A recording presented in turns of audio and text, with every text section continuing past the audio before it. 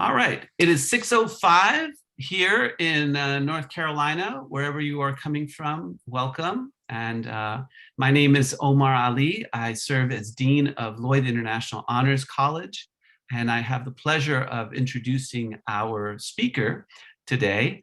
I'm also joined by some of my other ensemble colleagues, Dr. Angela Bolte, Dr. Chris Kirkman, and Eric Toller, and I think that Dr. Muich is trying to come in. Many of you know our colleagues here. Let me go ahead and introduce our speaker for this annual Lloyd International Honors College lecture. Dr. Dan Friedman is previously served, he's the Emeritus Artistic Director of the Castillo Theatre, and also served as Associate Dean of UX, the All-Stars Project of New York's School for Continuing Development for People of All Ages. Oh. As a playwright, kindly mute yourself if you haven't done so, thank you. Dr. Friedman, as a playwright, Dr. Friedman has written or co-written 15 plays, including a number that have been produced by the Castillo Theatre. He's also directed the La Mama ATC, the Nuyorican Poets Cafe, and in a number of other New York City colleges. And Dan helped to found the Castillo Theatre as a volunteer in 1984, where he has served as dramaturg. He joined the staff in 2003 to establish and run Youth on Stage. And Dr. Friedman was a member of the pioneering New York Street Theater Caravan in the late 1960s and helped found Madison Theater in the Park in Madison, Wisconsin, and later the Theater Collective and Workers Stage in New York City. He is a professor, editor, and writer who has taught theater, public speaking, and writing at Baruch College, Greensboro Community College, York College, and the Fashion Institute of Technology, New York City. And he holds a PhD in theater history from the University of Wisconsin. This event is being co-sponsored by the East Side Institute, and it is part of the Let's Learn initiative of Lloyd International Honors College, which actually Dan serves as the project manager for. So I have to say that on a personal note, it is such a pleasure to have you meet him and him meet you, because Dan was one of my inspirations to become a historian. He is a masterful teacher, deeply humble, and just extremely knowledgeable, and has been so committed to supporting everybody's development and growth by using performativity, play, and improvisation. And I'm so thrilled to have you all meet Dan Friedman. So with that, Dr. Dan Friedman, it's all yours. A round of applause, everybody. Did you want to do the lean in and lean out? Oh, yeah. Okay, yeah, thank you for that, Dano. So just if you have had dinner, I want you to lean in. If you've had dinner, have you had dinner? Yes, yes. I see Natalie Blackman has had dinner. Yes. And I see Neve Payne has had dinner. Aha, there we go. If you like small puppies, I want you to go back, lean out, lean out. If you like small puppies, okay? All right. If you like licorice, lean in if you like licorice. Yeah? Jacob, Tenorio, you don't like licorice, or you don't, you're sort of neutral. Is that what it is? You're sort of neutral? Okay, that's fine. All right. All right, final thing. If you are having fun, I want you to tap your nose. Tap your nose if you're having fun. Anybody? Anybody? Okay, good. Yeah. Jacob, seriously, you're not having fun. All right, there we go. Thank you, Jacob. All right, everybody. With that, welcome Dr. Dan Friedman. Good evening. And in some cases, good afternoon or good morning. There's people from all around the world here. And I want to say hi to the Lloyd International Honors students, faculty, and staff who are here. And I also want to welcome the Let's Learn students who are here from all around the world. And I want to thank Dean Omar Ali for inviting me to deliver this talk. And beyond that, for bringing into being a college with the slogan, and more importantly, the educational practice of play, experiment, and perform. I'm pretty sure that there is no other school within a state university system in the world with such a playfully radical approach to learning and development. By the way, if you want to see me and not all the 181 people at the same time, you can put it on speaker view. But let me continue. As I said, I'm pretty sure there is no other school in the world with such a playfully radical approach to learning and development. Lloyd International Honors College is a special place. It is, of course, academically demanding and rigorous, yet its approach to education is not the one-way, monologic, acquisitional model that dominates education in both the West and the East, the global North and the global South. Lloyd, under Dr. Ali's leadership, is experimenting with an approach to learning that is based on a very different premise. It's striving to create environments in which teachers and students move beyond just the passing on of information to the joint activity of making discoveries and creating meaning together. As Dean Ali is very fond of saying, everyone has something to teach, everyone has something to learn. How is Lloyd International College doing this? As its slogan says, by playing, experimenting, and performing.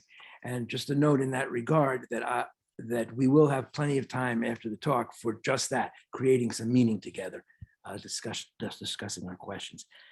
And hold on 1 minute, I want to hit the view myself. Okay, where was I? Yes, it brings me to all of that talk about Lloyd Honors College brings me to the topic and our subsequent conversation, which is performance activism.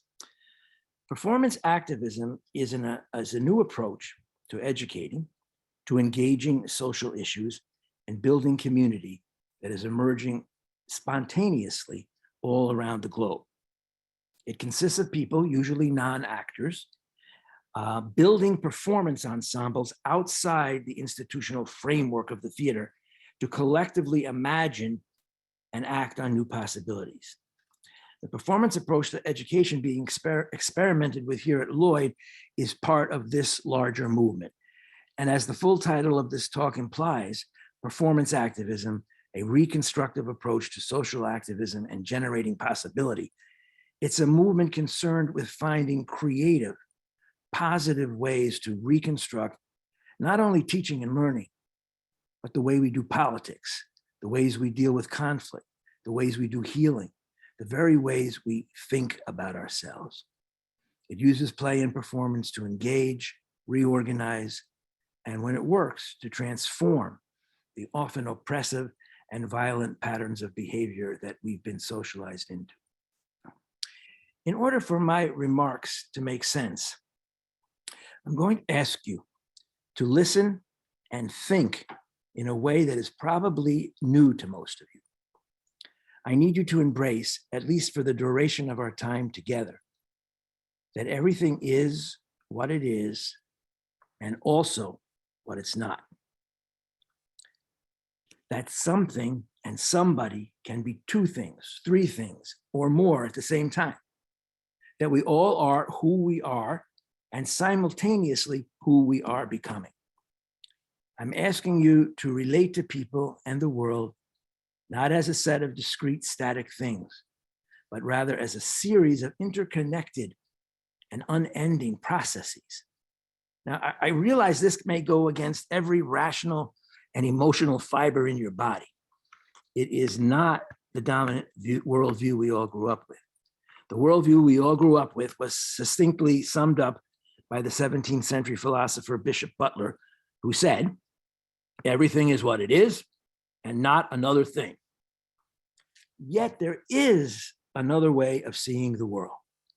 In the Western tradition, it goes back to the ancient Greek philosopher Heraclitus, who famously said, no man ever steps into the same river twice. His belief that the universe is in constant flux was taken up and developed by the later Greek Epicurus, the Roman Lucretius, and in modern times by Hegel and Marx. In the East, this way of approaching the world is represented by, among many others, Lao Tzu, the founder of Taoism. Flux, transformation, and what the Western world calls contradiction is also an integral part of most indigenous worldviews.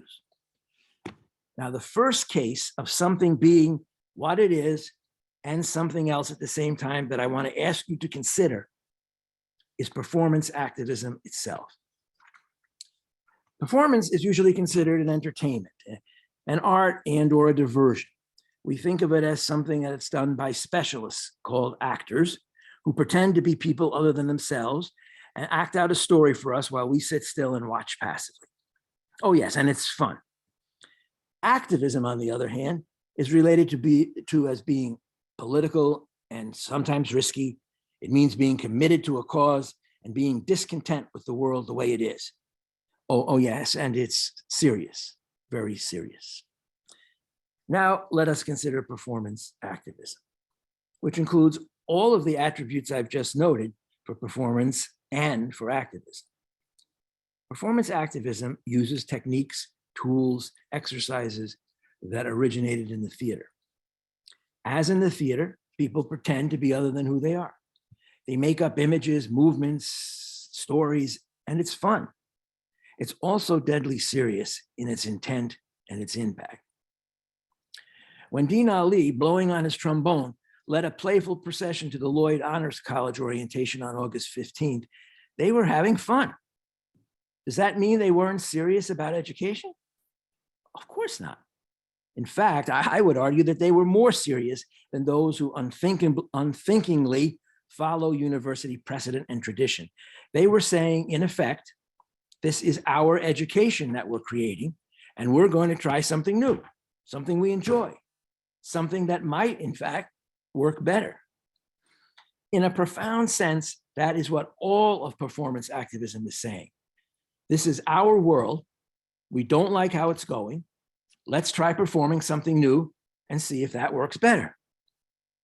Performance activism is then, in a way, a new approach to theater, and it's also, in a way, a new approach to activism. Of course, when we bring two very distinct social activities together, what we have is neither of them, at least as we knew them to be. We have created something other than either of them, something new. Now, let me take a sip to ease my throat. Okay, so as I was saying, performance activism is something new. It's other than theater, although it has a lot of similarities, and it's other than activism, although it has its roots in that as well. How is performance activism different from theater? A question people always ask. Particularly, they ask a political theater. Theater that views itself as opposed to the status quo and believes that it has a contribution to make in the struggle for a better world. Political theater goes back at least 150 years.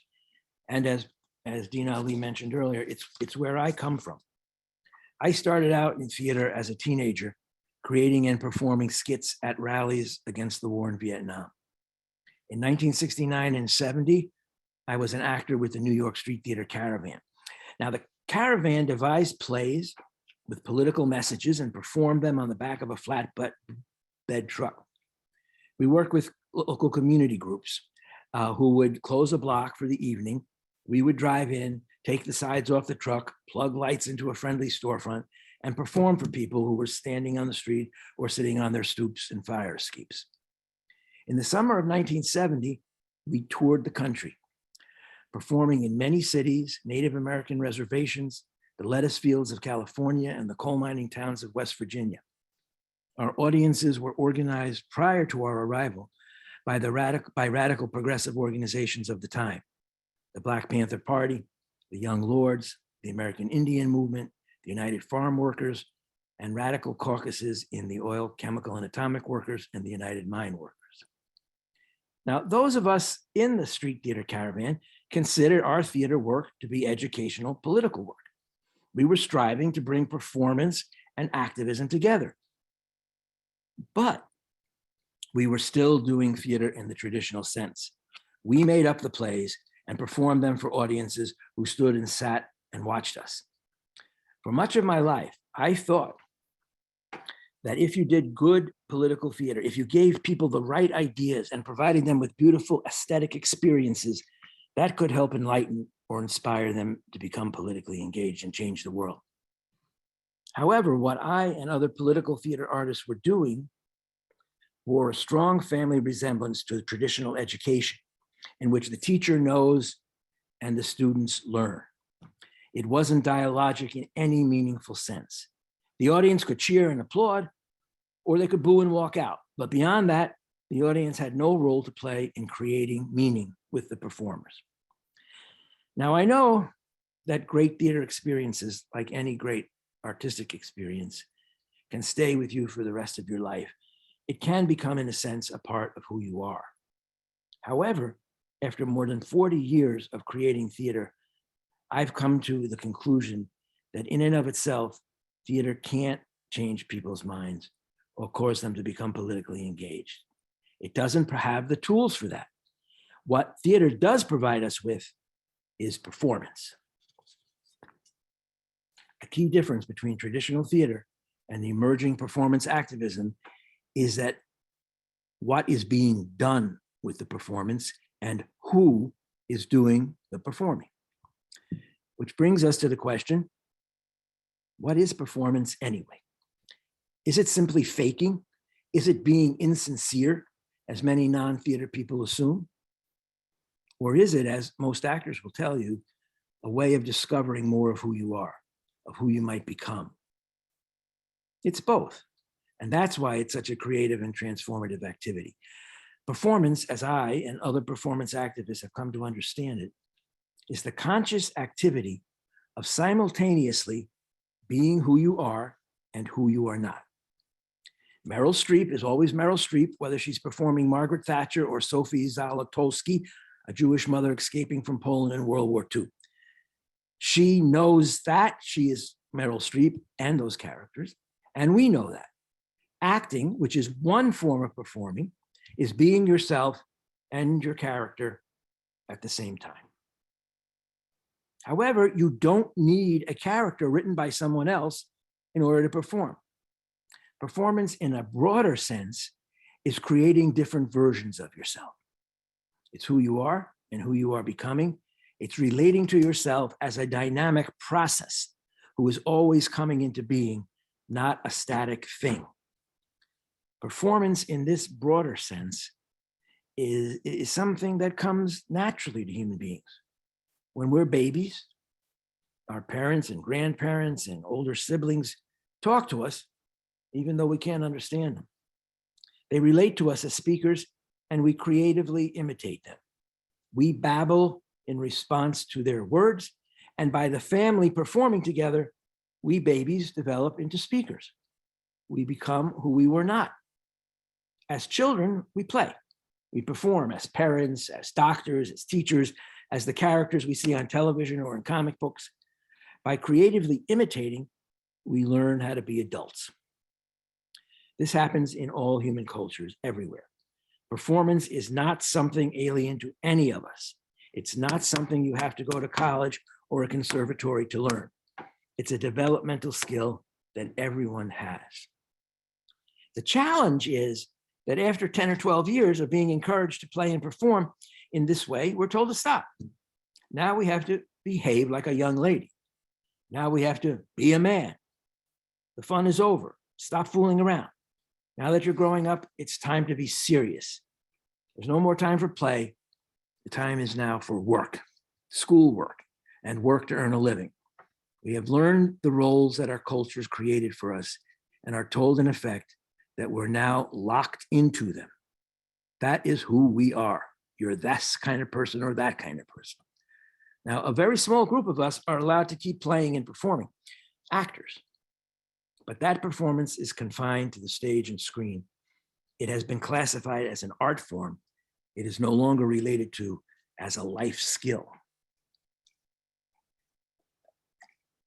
Performance activism takes that intrinsic human capacity to play and perform, to simultaneously be who we are and who we are not, off the stage and says to everyone, this is something you can do. And you can do it not only to tell a story to others, but to discover your own story, to deconstruct the stories you feel trapped in and reconstruct them into narratives you find more growthful, to explore, to come to terms with, and perhaps to transform the pain you've been through, to relate to others in new and more growthful ways, to imagine and play with new possibilities. You get the picture. Performance activism gives people permission to try new things, to be aware that in playing with who they are not, they can bring into existence who they are becoming. Play and performance in daily life is not something that need end with childhood.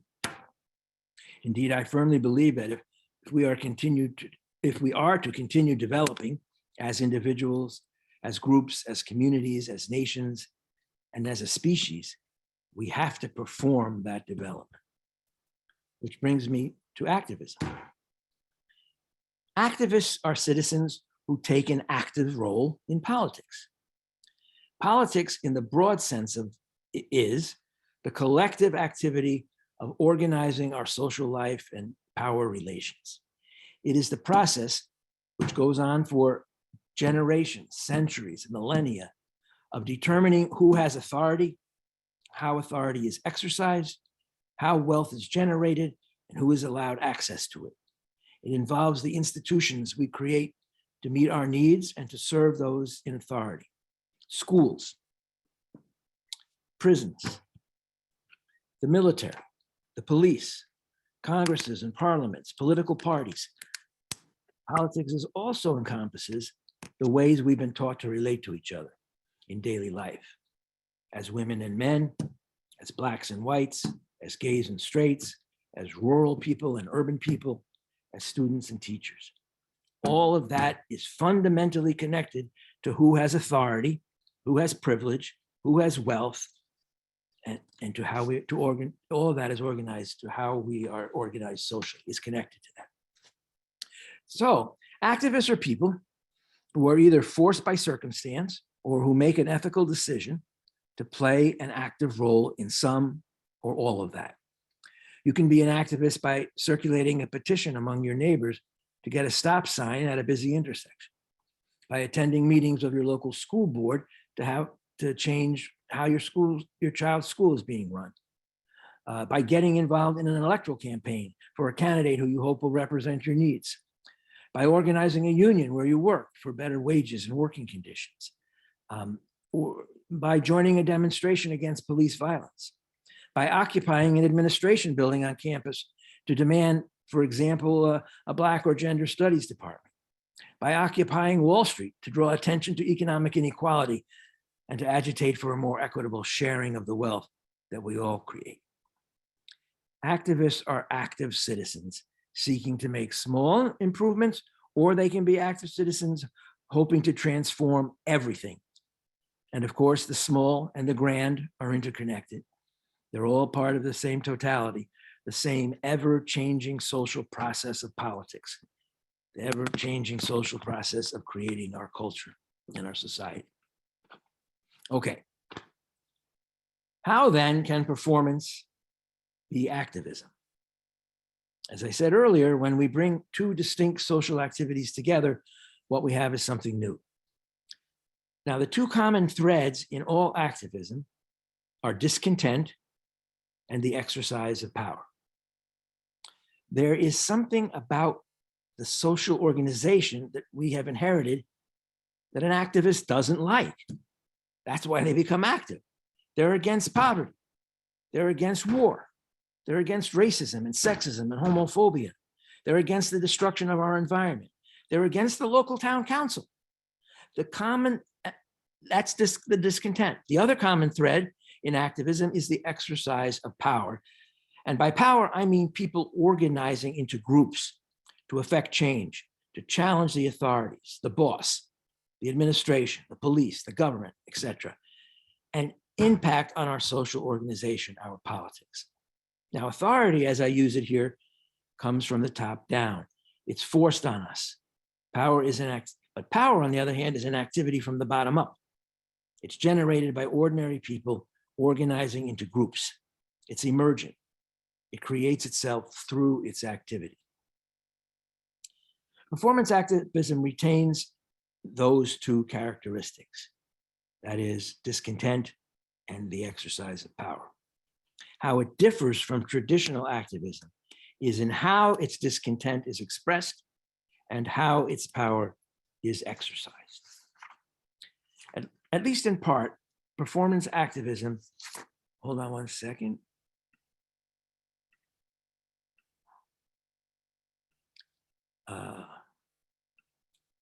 No big deal. At least in part, performance activism is emerging in response to the failures of the old ways of doing activism. Petitions, boycotts, elections, demonstrations, occupations, riots, revolutions, none seem to be working very well anymore. The marches all over the world on February 15th, 2003 involved tens of millions of people. It was the largest synchronized protest in human history, but it failed to prevent the American and British invasion of Iraq a few days later. The Occupy movement, which spread rapidly from New York to major cities all over the globe, generated a lot of talk, but had no impact on the unequal distribution of wealth. The Black Lives Movement has resulted in the conviction of a handful of killer cops, but has not impacted on the institutional racism of police departments in the United States. The Arab Spring led to violent repression, the civil war in Syria, the displacement of millions of refugees, and a military dictatorship in Egypt that is worse than the one they started with. Now, this activism failed for many and complex reasons, including, of course, the violence that authority is willing to rain down on those attempting to exercise power.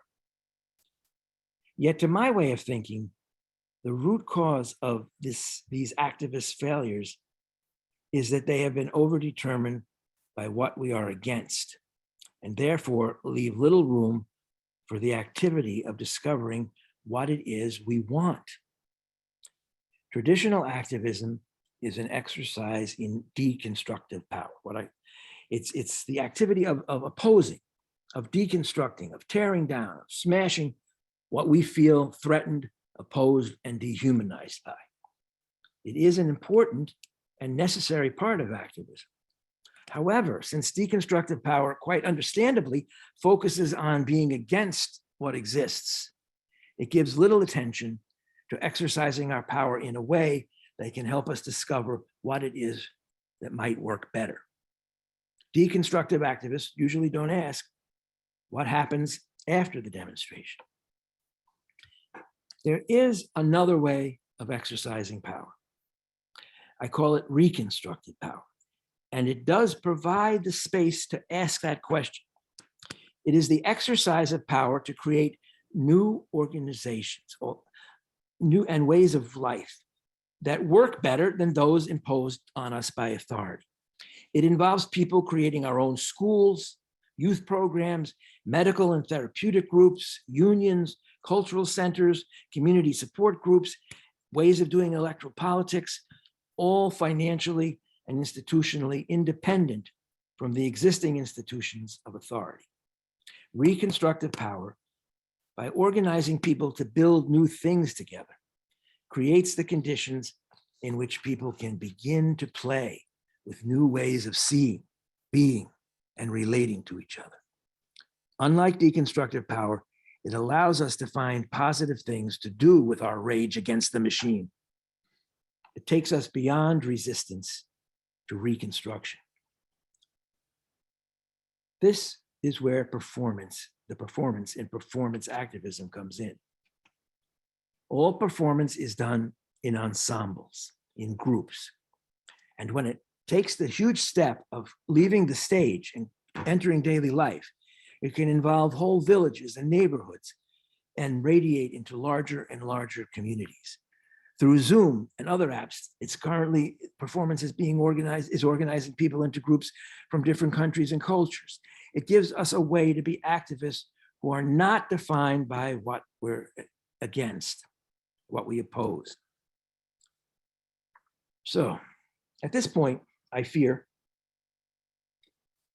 performance activism may remain something of an abstraction to you. So I want to take a few minutes to briefly share a few examples of what performance activism has done and is doing. During Zimbabwe's 15-year armed struggle to liberate itself from the racist settler state of Rhodesia, villagers and guerrilla fighters together evolved a new form of participatory political theater out of an old and at that point fading cultural activity in Zimbabwe, the pugwi, which was a gathering to exchange stories and songs that villagers did. During the War of Liberation at night, in violation of a government-imposed curfew, people could be shot if they were caught by the government. Villagers would sneak off to meet the revolutionary fighters. Ross Kidd, who spent many years leading performance workshops in Zimbabwe, recalls, I'm quoting him here, this wasn't a one-way communication, guerrillas simply standing up and giving speeches. This was a highly participatory activity involving everyone in the creation of culture. People joined in singing, contributed their own sketches, music, and dances, responded to the political talks with slogans and bursts of song, and participated in the discussions which punctuated the various cultural presentations. Villagers and fighters acted out and danced commitments and built up their strength through collective music and performance. That's the end of the quote. The Pugwis played a significant role during that War of Liberation in organizing the rural population to support the revolution. Josiah Mopufu, who was a guerrilla fighter. Unknown caller. Sorry, my phone was on. It wasn't silenced, sorry. Joseph Mopufu, who was a guerrilla fighter, said at the end of the war that the Pugwis played a very significant role. They were part of the process of establishing an alternative power base that was capable of challenging the authority of the white settler state. Here I quote him, "Behind the ostensibly quiescent, normal peasant existence, there grew up at night activities such as the Pugwis and structures of a system of dual power challenging the settler state." Another example, in the Indian state of Tamil Nadu, a group called the Association of the Rural Poor began by holding adult education classes in the Dalit community. In English, Dalit are called untouchables, and they are the lowest caste in Indian society. The conversations in the classes led to acting out stories from the participants' life. Felix Sugatara Raj, one of the teachers, reports that they played scenes, for example, of a Diat being beat up by a moneylender because he was unable to pay his debt, or how another's daughter was raped by goons of the landlord. They then began extending the scope of their performance to rehearsing how to confront the landlord. And these rehearsals included not only what they would say, they also blocked the encounter, deciding where the spokesperson should stand in relation to the landlord and where the cast members should position themselves. And when the group felt ready, they marched to the landlord's house. Sugatara Raj recalls, and I'm quoting him here, "There were 100 people and he was caught totally by surprise.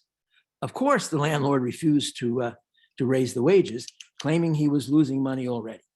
So we went back and decided to go on strike. That evening and the next, we went around to neighboring villages to present short drama pieces about the potential negative and positive impacts of a strike. The strike itself lasted a week. We succeeded in raising the wage from 6 to 8 rupees per day." And I'm ending his quote there. Having evolved from an adult education course into a performance group, the Association of the Rural Poor made yet another transformation and became a union called the Rural Dalit Agricultural Laborers Association, which eventually spread to some 500 villages. In 2006, in New York City, Sean Bell, a 23-year-old unarmed Black man, was shot 50 times by undercover police officers while he was sitting in his car on the night before his wedding.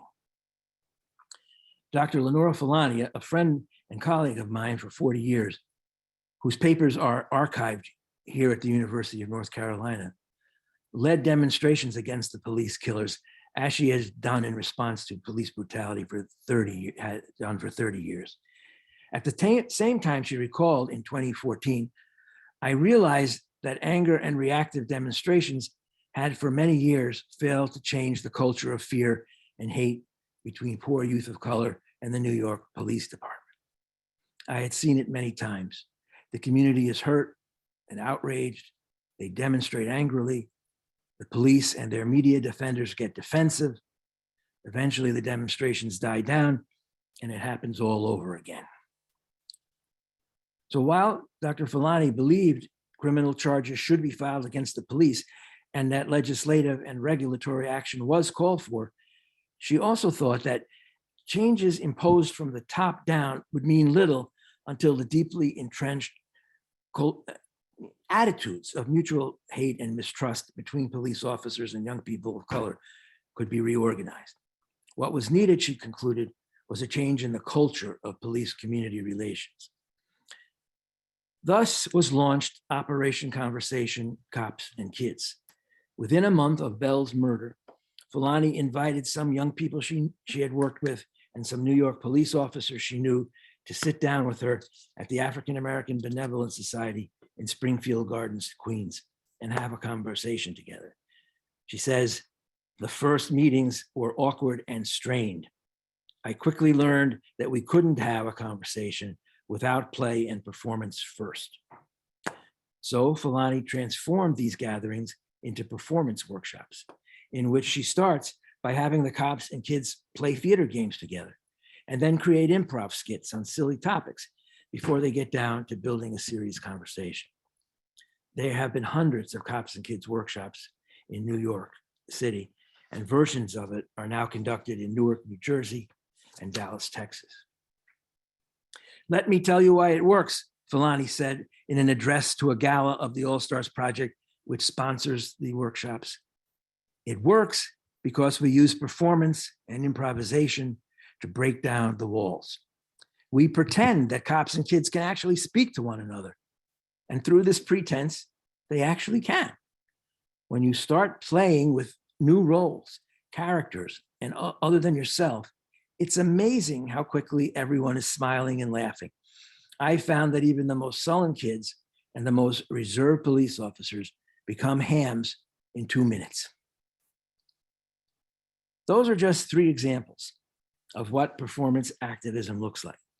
There are hundreds of other examples unpacked in much more detail in my recently published book, Performance Activism, Precursors and Contemporary Pioneers. You should make sure that the University of North Carolina library system gets this book. But even from these brief sketches, I think you can get a sense of how performance is emerging as a means which enables people to discover their collective reconstructive power to build their own organizations. It is the method by which we are challenging the patterns of abusive behavior that have kept most of us humiliated, passive, and powerless for centuries. It is, if you will, the revolutionary activity with which we can collectively imagine a different future through the activity of building it in the ruins of the old. Remember my request at the start of this talk that you try to view the world as a process in which everything is what it is and what it's not, what it's becoming.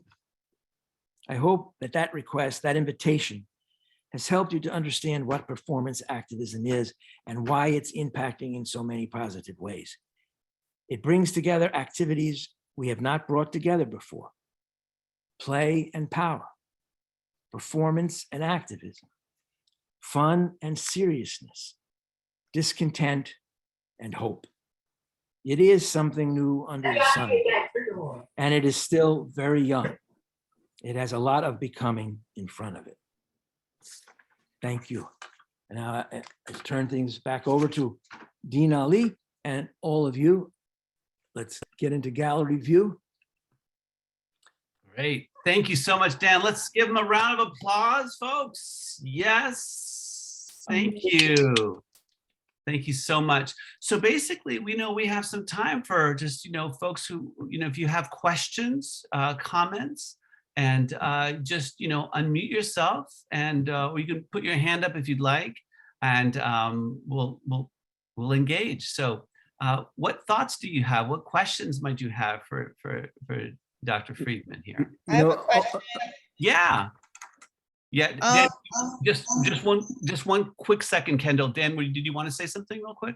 No, it's working. I was concerned that with 197 people, when people talked, we wouldn't see them. Oh, And I was suggesting that they raise their electronic hand, but Kendall is right there. I see it. Kendall, you're doing it. Yeah, please carry on, Kendall. I was going to ask about, recently I saw a video about performance and how sometimes people lose themselves in character. How do you think that would apply to performance activism, and have you experienced that yourself? Or if you think that's a good or a bad thing? Well, I think that losing yourself in a character is sort of an unbalanced performance, because what you're doing is you're totally in the fantasy world. But I think to be a good actor, you need to have one foot in the performance and one foot in who you're starting out as. And I think people who think they can totally transform themselves are making a mistake. They're not. They still are who they are and who they're becoming. Now, I think artistically, there's a whole school in theater that has its roots in Stanislavski and realism, that thinks the more you lose yourself in the character, the more you think you're really in this make-believe kitchen on stage, the better the acting. But there's also most schools of acting around the world, both in the West and in the East. The actors are very clear that they are performing, and that you can turn that on and off pretty quickly. And relative to performance activism, I do think it's very important to keep to be aware of both, that you're both who you are and who you're pretending to be. Thank you, Kendall. That was a great question. Yeah. Others?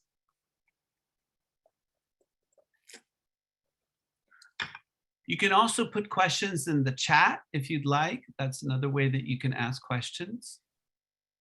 Right? Yeah, Yes. I see Anne.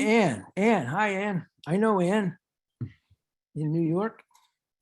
Hi, Anne. Unmute yourself, please. There she is. Anne is trying to unmute herself. Okay. All right, well, and when you are able to unmute yourself, you can come back. Let's go to Matthias Simmons. Go ahead. Okay, I'm unmuted. Oh, you're unmuted. Good. Okay, let's let Anne go, and then Matthias, you're next, okay? Okay, so the phenomenon of who you are and who you're becoming, I'm wondering, it's fluid, right? Because who you are is changing by who is being changed by who you're becoming. So, so who you are today might not be who you are next week, and then who you're becoming would be something different again. Yes, it's a process. It's an ongoing process. Ongoing process. The ongoing process. You're always becoming. You're becoming something else. And what performance activism does is allows you to be conscious of that. So many of us think we can't change who we are, and we get stuck for life being that kind of person. And this also goes back to Kendall's question, because I think when actors perform a role, a lot of them say afterwards that it changes who they are, that they always remember playing that character, and that enriches who they are in daily life. But yeah, I mean, I'll give you a very small example that happened two days ago. And I've just moved into a new house, and it's kind of tight right now. And my Lois Holzman, my partner, who you know, actually, she was having trouble with some tech thing, and I can't help anybody with tech. And so but she always says everything loud. Oh no, what went wrong? Oh, wait, oh, I've lost it. Oh, and I would always, the way I used to be 3 days ago was, Lois, could you not talk to yourself? It makes me anxious. But instead, I was washing the dishes and I sang sea chanties, and it made it so much nicer. And now I'm going to remember that, instead of, harping on someone who's doing something that's annoying me, I can do something else. And that's a very small example, obviously, but it's a way of being aware that that's ongoing process can happen anywhere and at any time. That's great. Thank you, Dan. So let's go in the order of Matthias, Rachel, and then Sebastian. Go ahead, Matthias, if you want to unmute yourself and ask the question. Hi, Matthias. Oops, we can't hear you. Can't hear you. Okay. Well, Matthias is trying to get the audio working. Rachel, why don't you go ahead? Hi. I know this question might be a little bit about like semantics, but I know a huge part of performance activism is play. And my connotations of the words, I would perceive play as being more accessible than performance per se, because performance, you have the associations of acting and like having to get into it. So why is the choice to approach this from the performance perspective more so than from the play perspective? I think that it's an important, it is a distinction that's important to sort of wrap your head around. I think that play is a much bigger category and performance is a subcategory of playing. So I do think, and the reason it emerged, and I'm not, and in fact, it doesn't really matter what we call it. We could call it play performance, and some people do. I'm not opposed to that. It's not like it's a question of definition, but historically, performance is the word we use for grown-ups who play. If you're going to be a grown-up, you're performing in a play, you're performing your instrument, you're performing as a football player, you're performing as a dancer. So we use that word historically in our culture to mean play that's done by adults. And because it does have those roots in theater, that's the phrase that emerged. But I hear what you're saying about play, and I think it's fundamental to realize that this suppression of play after we become teenagers is very painful and cuts off our growth.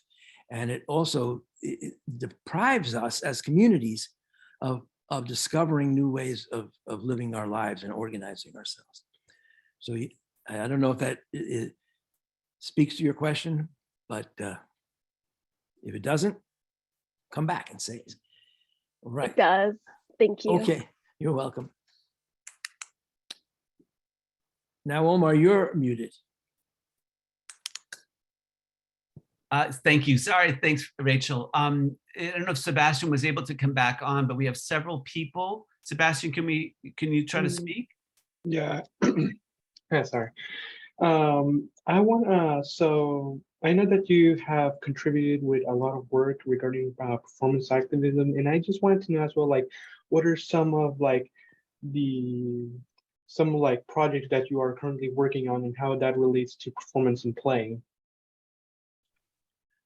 Well, okay, lots of them. I mean, again, my history started out in the theater, and I helped to build this theater called the Castillo Theatre in New York.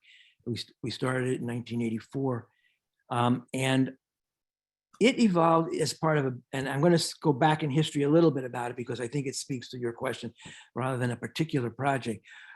It was through the process of building the Castillo Theatre that we discovered, the people I worked with at the Castillo Theatre and the All Stars Project, which is a youth program that doesn't take money from the government, and the Eastside Institute, which is the group that partners with Lloyd on this Let's Learn project.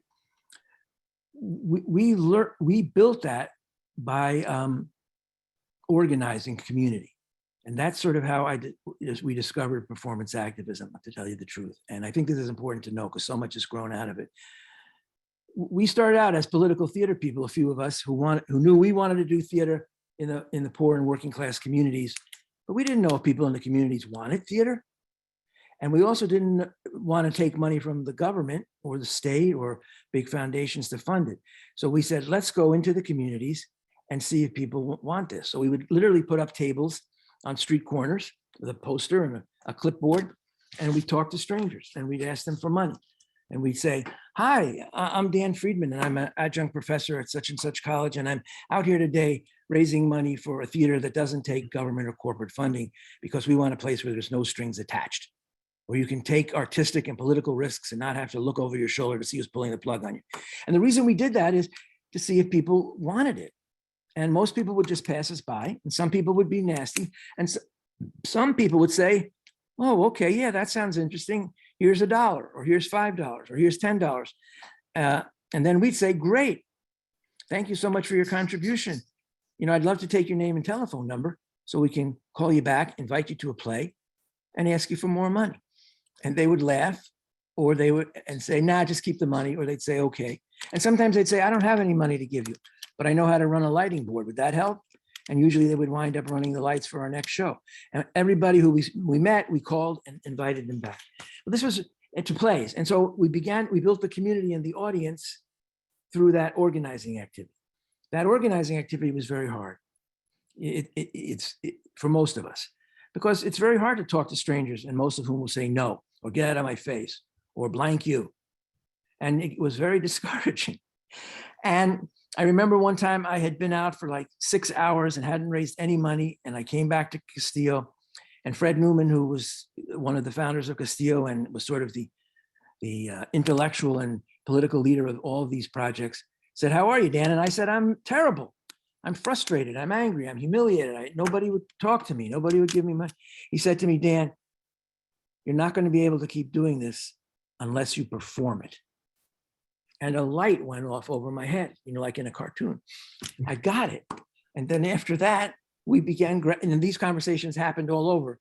And we gradually began to change what we did. We stopped calling it street work. We called it street performance. Each grouping that went out had a director. We would do warm-up exercises on the street, and passerbys would want to join us. We'd let them. And we related to every encounter as a performatory improvisation. If people wanted to be in it, great. If not. And that's how we built the community and the theater at the same time. And out of that grew Youth on Stage, which was a free performatory school for young people, which I headed up. The All Stars Project, which did talent shows. And the other youth programs that grew out of the All Stars, like the Development School for Youth, all began to see what they were doing as performing. And that helping teenagers in particular to get out of the boxes that they're put in. You know, oh, you're a thug. Oh, you're a nerd. Oh, you're a this, you're a that. And people could perform otherwise. And we became the methodology of our pedagogy, of our way of teaching and learning. And so there's, I should shut up now, right? Well, there's a lot of questions. And so okay. I want you to get to some other folks. I know, let's go to the screen of Brody, because I see that it's the same person I think who was trying to get on earlier. And then Mobosola, Banjo. And then we have a couple questions in the chat. So let's go to Brody. Hi, Brody. Hey, so in this is kind of a weird one. In one word, describe the impact of performance activism. Community building. It's 2 words. But I'll add a sentence to that. What I mean by that is that the activity of performing together creates community. It creates ensemble. It creates connection. And it gives us an environment where we can try new things without being endangered. Thank you. Let's go to Mobosola. Hello.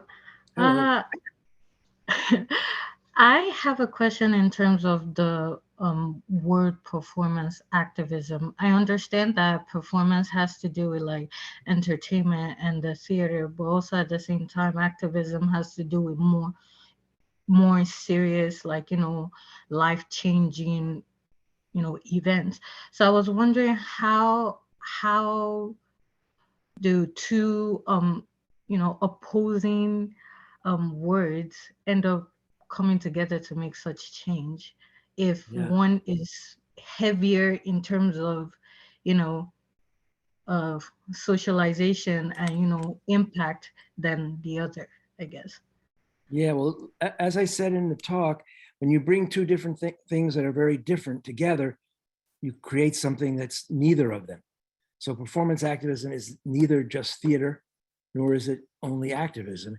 It's a new way of being an activist. It's a way of being an activist that's constructive because you're creating alternatives and you're thinking and playing and performing with new possibilities. And it leaves, as in the examples I gave, like for the people in India, in the agricultural workers, they wound up creating a union out of their performance.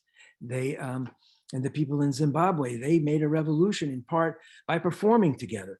And so there's different, it leads you to do very serious work, but you can do it without necessarily throwing rocks or even, standing in front of a tank or whatever, not that we shouldn't do that if we have to, there are times, but as I tried to emphasize in the talk, that if we only define by what we're against, we don't put in the creative energy to figure out what we want and what we need. And that's what performing allows us to do. Thank you for that question, Mobosola. Let's go to some of the questions that were asked in the chat. Kyle Phillips asked, there has been lots of talk about performance through acting, but I would love to hear thoughts on performative activism through other forms of art and how that differs from the acting side. And in order to get to everybody, I think Dan will try to keep it as tight as possible. Yeah, well, there are dancers and there are visual artists and there are musicians who all use their way of performing. I'll give you one example. The day that that Donald Trump was elected, a performance activist in El Paso, Texas, and Juarez, Mexico, which is right across the river from each other, women from both of those cities, Mexicans and Americans, braided their hairs together across the whole span of the bridge and just stood there during the inauguration as a way of showing that as human beings, they were connected and they loved each other despite the hatred that the president was spewing forth. So that's an example. That was, it wasn't a theater performance. It was visual, but it was a performance. Thank you. We're going to go to, let's go to one more question in the chat and then to the live question from Adrienne, and then we'll follow by Professor Blackman. There has been lots of talk about, this is coming from Cohen Roberson, in order for reconstructive activism to be effective, do the previous toxic structures need to be deconstructed first, or is it more of a transitional process where the reconstruction begins replacing the structures while they are being deconstructed? Yes, it's the second.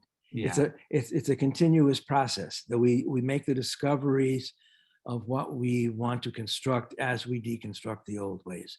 And also the old ways are, you may have noticed, are falling apart around us and sort of self-destructing. And what we need to do in the midst of the planet being threatened and the ongoing violence and poverty and inequality is figure out as we deconstruct those old ways through the process of reconstruction. So the deconstruction and reconstruction is a unity, just like being who we are and who we are not is a unity. It's all part of the same process. Thank you. Let's go to Adrienne. Stacy. Hello, I have a question about the role of a costume or color in performance activism.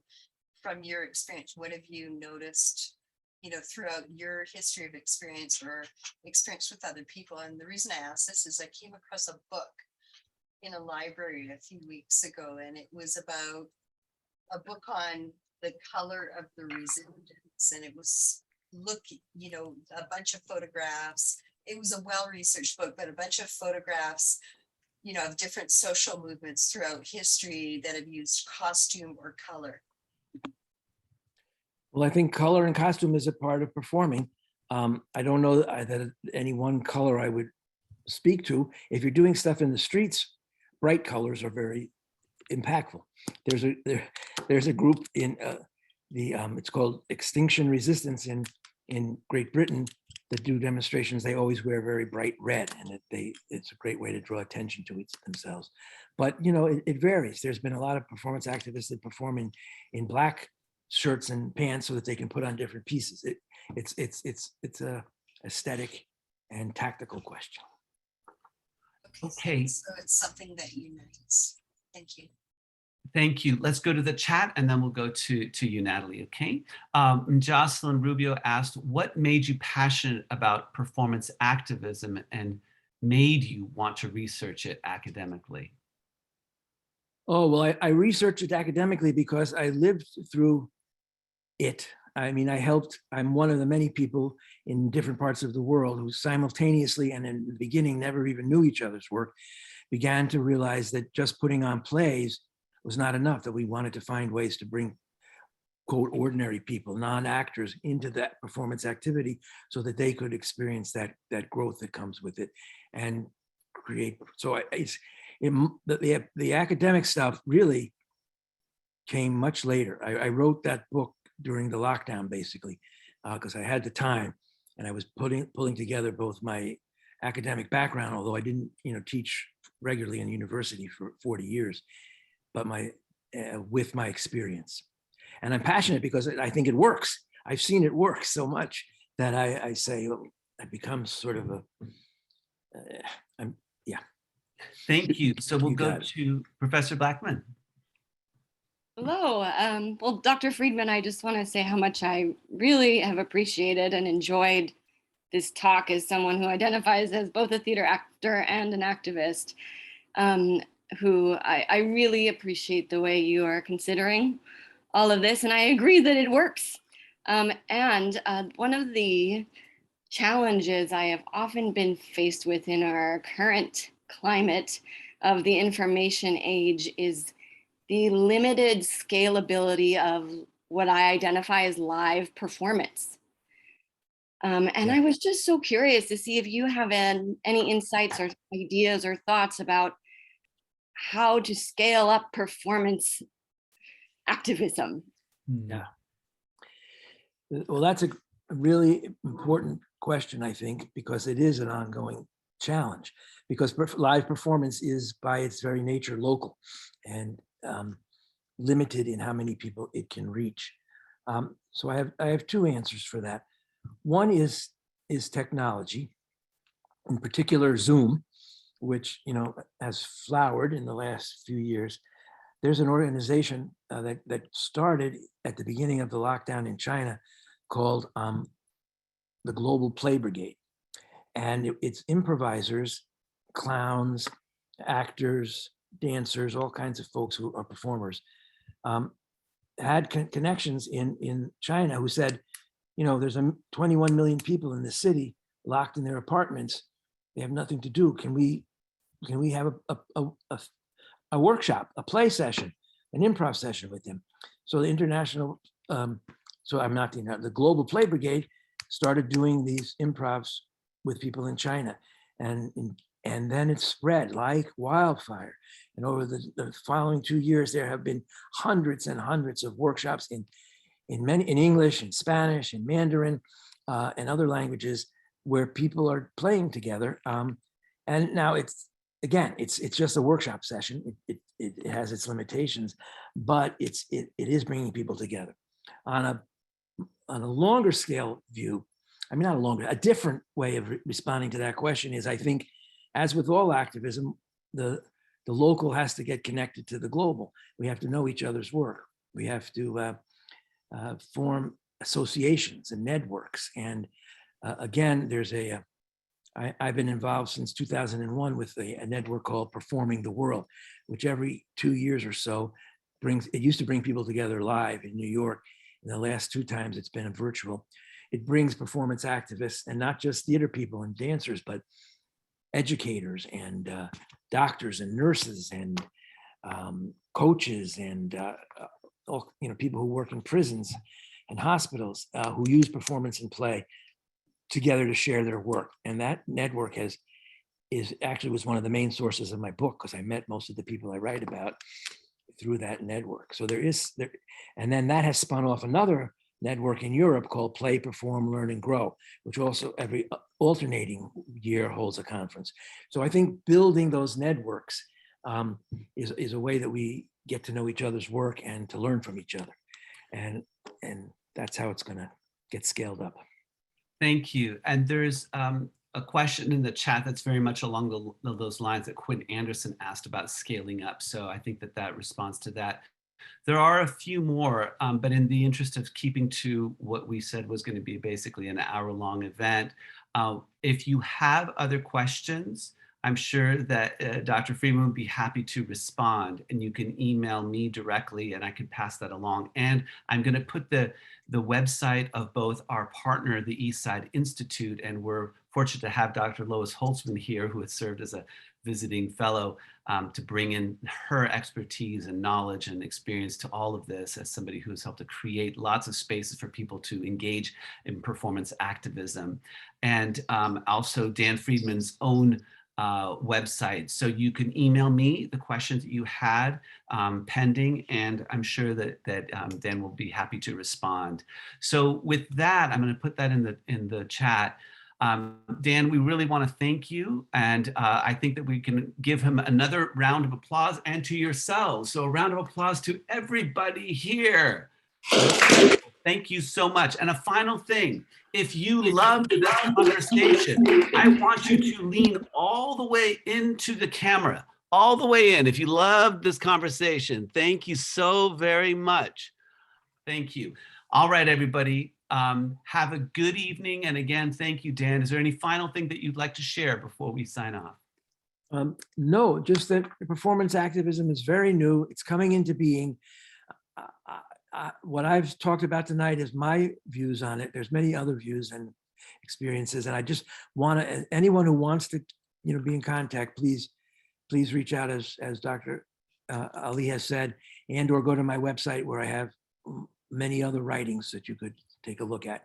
And I'd love to be in correspondence with anyone who's interested in doing these things or is doing these things and wants to keep it going. Thank you so much. Thank you. Lots of thank yous in the chat. Thank you, everybody. Have a good evening. Be well. Take care.